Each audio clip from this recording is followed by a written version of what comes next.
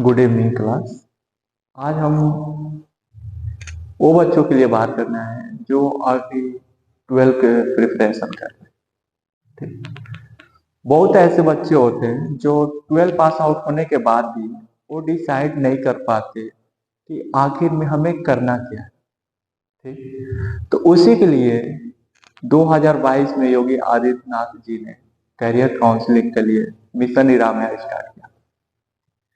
Basically इन्होंने medical field की तरफ ज्यादा ध्यान दिया था कि इसमें ज्यादा लोग आ सकें और इसको अच्छे से बढ़ावा दे सकें। तो हम लोग बात आज करेंगे कि 12 के बाद ऐसा कौन सा सेक्टर है जिसमें हम लोग ज्वाइन करके अपने कैरियर को बना सकते हैं, या ऐसे बात करें कि जिसमें ज्यादा वैकेंसी आती है या जॉब अपॉर्चुनिटी ज्यादा है।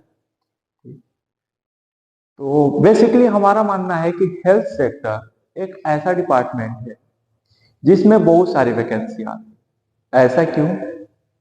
क्योंकि आपको पता है कि हम लोग जब जो अभी खान पान है हम लोगों का वो ज्यादातर केमिकल से सब्जी उगाए जा रहे हैं, केमिकल से दाल चावल सारे चीज केमिकल से। तो जब हम लोग केमिकल ज्यादा कंज्यूम करेंगे बीमार भी ज्यादा, और बीमार ज्यादा होंगे तो कहाँ जाएंगे? हॉस्पिटल में। ठीक। क्योंकि पहले के कंपेयर में अभी बीमारी दर देखे होंगे तो वो बहुत ज्यादा बढ़ गए, मानते हैं ना? तो इसीलिए ये सेक्टर ऐसा है कि कभी भी आप लोग यदि इसमें कोई भी कोर्स कंप्लीट करते हैं तो आप लोगों को बैठना नहीं पड़ता है। मेनली हम बात करेंगे आज BSc nursing, GNM, ANM, post BSc nursing, ईटीसीटी और डी फार्मा। ठीक। तो सबसे पहले बात करते हैं हम लोग बीएससी नर्सिंग की बात करें। तो बीएससी नर्सिंग एक ग्रेजुएशन डिग्री है जिसमें 4 साल का कोर्स होता है। कितने साल का कोर्स होता है? 4 साल का। इसमें आप लोग कंप्लीट करते हैं तो इसमें बहुत सारे जॉब अपॉर्चुनिटी मिलती है आपको। ठीक। अब हम देखते हैं कि आखिर में इसमें एंट्री कैसे ले। तो इसमें एंट्री सभी लोग नहीं ले सकते। इसमें वही बच्चे एंट्री ले सकते हैं जो 11th एंड 12th बायो लिए हो या मैथ, मतलब साइंस साइड से। जो बच्चे साइंस साइड से वो बीएससी नर्सिंग में इजिली एंट्री ले सकते हैं, लेकिन इसमें एंट्री डायरेक्ट नहीं होती। इसके लिए एंट्रेंस एग्जाम क्लियर करना पड़ता है। कौन सा एंट्रेंस एग्जाम है सोचे होंगे, हम बताते हैं। कॉमन नर्सिंग इंट्रेंस टेस्ट, ये अटल बिहारी वाजपेयी यूनिवर्सिटी द्वारा कंडक्ट कराया जाता है। तो इसमें वो बच्चे जो बायो या मैथ लेकर पढ़ रहे हैं वो लोग इसमें एप्लीकेशन डाल सकते हैं, क्योंकि इसमें भी कुछ ज्यादा सिलेबस नहीं पूछा जाता है एंट्रेंस एग्जाम में। इसमें वही क्वेश्चन पूछे जाते हैं जो 11th एंड 12th में आपने पढ़ा है। यदि आपने 11th 12th मेहनत करके पढ़ा है तो इस एंट्रेंस एग्जाम को इजिली क्रैक कर सकते हैं। और यदि बहुत अच्छा रैंक आप लाते हैं तो आपको कोई भी गवर्नमेंट नर्सिंग कॉलेज में इजिली एडमिशन मिल जाता है। ठीक। इसमें कंप्लीट करने के बाद आप तो या तो एज अ स्टाफ नर्स किसी हॉस्पिटल में वर्क कर सकते हैं, या तो as a clinical instructor starting आप लोग कोई भी कॉलेज में कर सकते हैं। इसमें अच्छी खासी सैलरी है, 20-25 हजार से आपकी सैलरी स्टार्ट होती है। यदि कहीं अच्छे जगह पे जैसे दिल्ली हो गया या नोएडा हो गया ऐसे जगहों पे काम करते हैं तो यहाँ पे इजिली आपको 20-25 हजार रुपए स्टार्टिंग सैलरी मिल जाती है। और ज्यादा मेहनत रहेंगे तो कोई करेंगे तो कोई भी गवर्नमेंट कॉलेज इजिली अलॉट। अब बात करते हैं हम लोग जीएनएम की। ठीक। जीएनएम एक डिप्लोमा डिग्री। ऐसे बच्चे जो 11th या 12th में ना तो बायो लिए हैं और ना ही मैथ लिए हैं, तो वो लोग यदि इंग्लिश लिए हैं तो जीएनएम में एंट्री ले सकते हैं या एडमिशन करा सकते हैं। और इसके लिए भी एंट्रेंस एग्जाम देना पड़ता है, common nursing entrance test, CNET। Okay, NEET आपने सुना होगा ना, वैसा ही है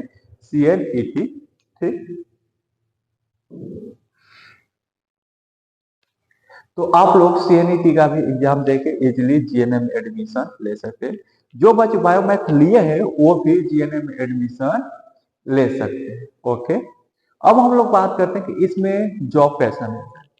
तो इस 3 साल का कोर्स है, इसको कंप्लीट करने के बाद एज जैसे बीएससी नर्सिंग कंप्लीट किया है तो आपको एज ए स्टाफ नर्स का ही वर्क मिलता है। जो सैलरी उनका होता है वही सैलरी जीएनएम वालों का भी होता है। बस डिफरेंस ये है कि बीएससी नर्सिंग के जो स्टूडेंट है वो आगे चल के कोई भी clinical instructor in the college work कर सकते हैं, बट जीएनएम के स्टूडेंट नहीं कर सकते क्योंकि उनकी डिग्री क्या है, डिप्लोमा की डिग्री। लेकिन इसमें भी अच्छी खासी सैलरी मिलती है। अब मान लीजिए कि जिसको टीचिंग का शौक है और उसने गलती से बायो और मैथ दोनों नहीं लिया, तो वो लोग क्या अपना ऐसे नहीं छोड़ देंगे ना ये क्या बोल कि नहीं अब हम टीचिंग नहीं करना, नहीं ऐसा कुछ नहीं है। इसके लिए भी हमें कॉलेजेज में एक कोर्स करवाया जाता है, वो होता है पोस्ट बीएससी नर्सिंग। यदि पोस्ट बीएससी नर्सिंग आप कंप्लीट कर लेते हैं तो आप बीएससी नर्सिंग के इक्वल में आ जाते हैं और उसके बाद आप एज अ क्लिनिकल इंस्ट्रक्टर या एज अ स्टाफ नर्स कहीं भी वर्क कर सकते हैं। ठीक, जीएनएम के बाद 2 साल का कोर्स होता है पोस्ट बीएससी नर्सिंग का। डायरेक्ट पोस्ट बीएससी नर्सिंग नहीं कर सकते, पोस्ट बीएससी नर्सिंग के लिए भी एंट्रेंस एग्जाम क्लियर करना अनिवार्य होता है, ऐसे नहीं कर सकते। अब हम लोग बात करते हैं ऐसे लोगों की जो ना तो बायो लिए हैं, ना मैथ लिए हैं और ना इंग्लिश लिए हैं। तो उन लोगों का भी तो मन होता है कि नहीं हमें नर्सिंग करना है, तो वो लोग क्या कर सकते हैं, वो लोग एक कोर्स होता है इसमें एएनएम, एनम का, ठीक, जिसमें वो लोग कर सकते हैं जो बायो मैथ इंग्लिश कुछ नहीं। ठीक, यह एक डिप्लोमा डिग्री है। ठीक, 2 साल का कोर्स होता है। इसके लिए अभी कोई एंट्रेंस एग्जाम नहीं देना पड़ता। डायरेक्ट मतलब आप लोग आइए और डायरेक्ट आके कहीं भी कॉलेज में एडमिशन ले लीजिए, इसमें कोई दिक्कत नहीं होती। ठीक, अब हम लोग बात करते हैं कि इसमें कौन लोग एडमिशन लेंगे, मतलब परसेंटेज कैसा होना चाहिए। तो इसमें यदि आपका परसेंटेज 45% से एबव है तो इसमें आप लोग एडमिशन ले सकते हैं। 2 साल का कोर्स कंप्लीट करने के बाद आप लोग एज अ नर्स, एनम आपने देख सुना है गांव में आती हैं, ठीक, वो आपका वैक्सीनेशन या अदर चीजें करती है, तो वो बन सकती है या किसी हॉस्पिटल में जाके वर्क कर सकती है।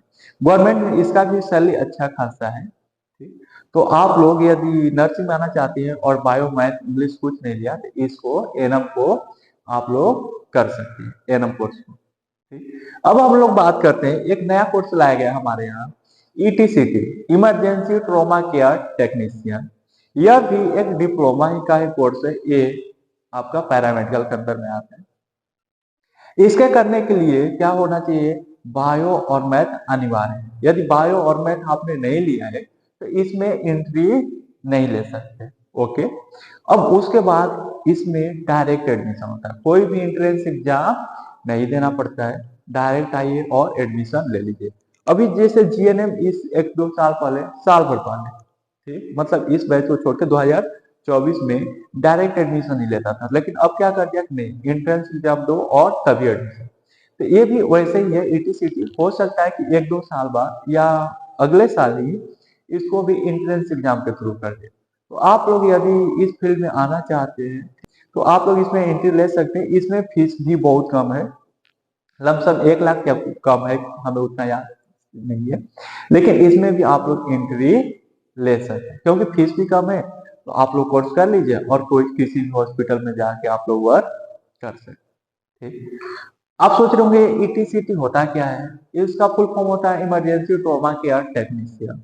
जैसे आप नॉर्मली आप बीमार होते हैं, जैसे बुखार है तो क्या करते हैं, पर्ची कटवाते हैं, हॉस्पिटल जाते हैं। ठीक, हॉस्पिटल जाके पर्ची कटवाएंगे, लाइन लगाएंगे, डॉक्टर से मिलेंगे, तब ना मेडिसिन मिलता है।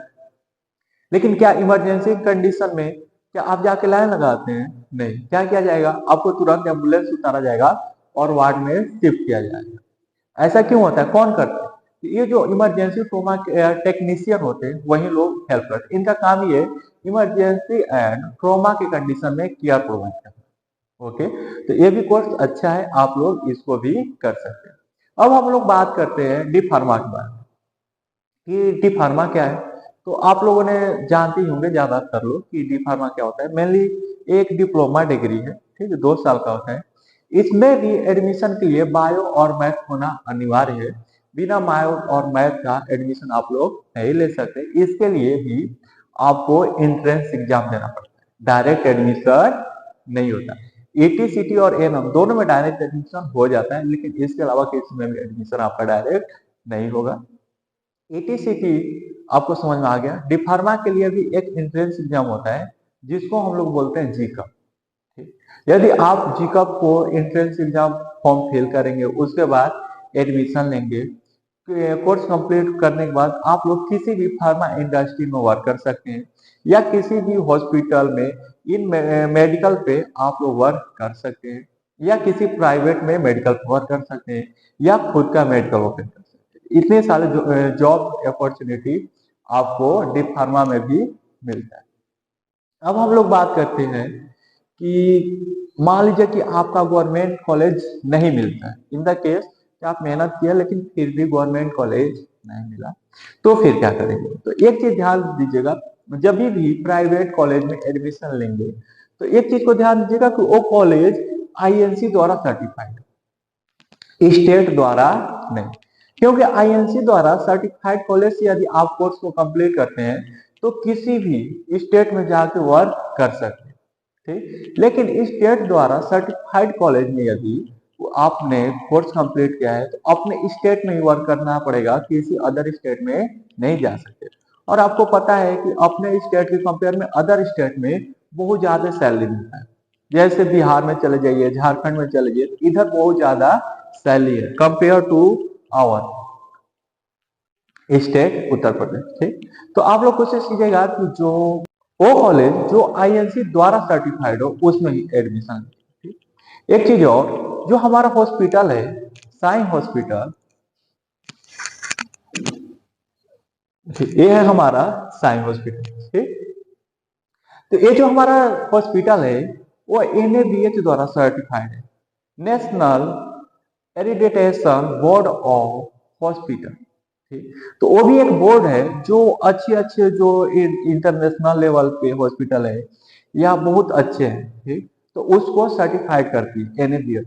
वो प्रॉपर देखेगी कि आपके यहाँ प्रॉपर रूल रेगुलेशन, प्रॉपर जो गाइडलाइन है गवर्नमेंट की उसको फॉलो कर रहे हैं कि नहीं, पेशेंट के राइट्स को ध्यान में दे रहे हैं कि नहीं, या हाइजीन प्रॉपर मेंटेन कर रहे हैं कि नहीं, सेफ्टी है कि नहीं, सेफ्टी प्रिकॉशन है कि नहीं, इन चीजों को चेक करती है और तभी मान्यता देगी national board of accreditation of hospital है, तभी मान्यता देगी एनएबीएच, ऐसे नहीं देता है। तो जो हमारा हॉस्पिटल है, ठीक, वो किसके द्वारा सर्टिफाइड है, एनएबीएच द्वारा। और जो हमारा कॉलेज है वो किसके द्वारा सर्टिफाइड है, आईएनसी द्वारा। और नर्सिंग में क्या दो ही चीज चाहिए ना, पढ़ाई भी अच्छे से हो और आपकी ट्रेनिंग हो वो भी अच्छी से होनी चाहिए। और जो हमारा कॉलेज उसका पढ़ाई तो आप समझ ही सकते हैं, वो किसके द्वारा सर्टिफाइड है, आईएनसी द्वारा। तो कुछ तो अच्छा होगा तभी तो आईएनसी सर्टिफाइड की। तो कॉलेज भी हमारा आईएनसी द्वारा सर्टिफाइड है। हमारा जहां आपको ट्रेनिंग करनी है वो भी किसके द्वारा सर्टिफाइड है, एनएबीएच द्वारा।